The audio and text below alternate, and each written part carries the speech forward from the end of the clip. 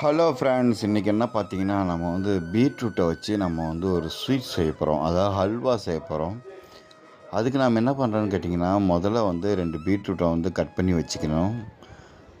அதை நல்லா அலசிட்டு நம்ம வந்து மிக்ஸி ஜாரில் வந்து போட்டுக்கணும். அதில் நாம் கொஞ்சமாக வந்து தண்ணியை ஊற்றிக்கணும். நிறைய ஊற்றிடக்கூடாது. கொஞ்சமாக ஊற்றிக்கணும். நான் அப்படி தான் நிறைய ஊற்றிட்டு அதுக்கப்புறம் கொஞ்சோண்டு தண்ணியை வந்து இறுத்து வச்சுட்டு தான் நான் இது பண்ணேன்.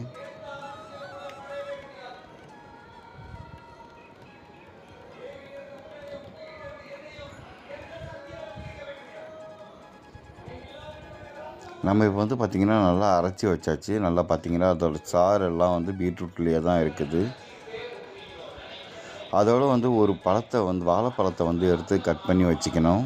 கட் பண்ணி வச்சுட்டு எண்ணெய் சட்டியில் வந்து தண்ணி ஊற்றிட்டு அதோட வந்து கொஞ்சமாக தண்ணி ஊற்றுங்க, நிறைய ஊற்றிடாதீங்க. கொஞ்சமாக தண்ணியை ஊற்றிட்டு அதில் வந்து பார்த்திங்கன்னா ஒரு 100 கிராம் நான் சர்க்கரை சேர்த்துருக்கேன். அதாவது வந்து பார்த்திங்கன்னா 2 பீட்ரூட்டுக்கு வந்து 100 கிராம் 150 கிராம் சர்க்கரை சேர்த்துருக்கேன். அதோட ஒரு 2 ஏலக்காவையும் போட்டிருக்கேன். இது அப்படியே நல்லா கொதிக்க வரட்டும். அதுக்கப்புறம் வந்து பார்த்திங்கன்னா தண்ணி கொதிச்சிருச்சு. லைட்டாக சிம்மில் வச்சுட்டு இப்போ நம்ம அரைச்சி வச்ச அந்த வெட்டின வாழைப்பழத்தையும் அரைச்சி வச்ச பீட்ரூட்டையும் போட்டுக்குவோம்.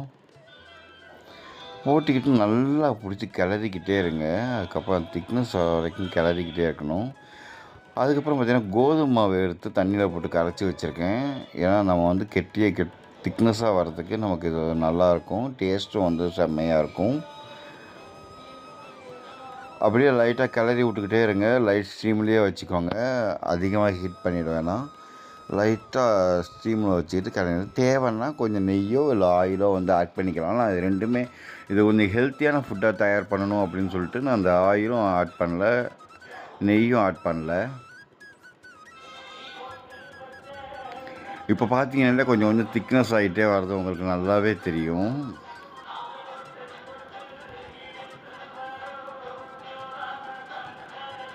அந்த அல்வா பதத்தில் கெட்டியாகி வந்துக்கிட்டே இருக்கும்.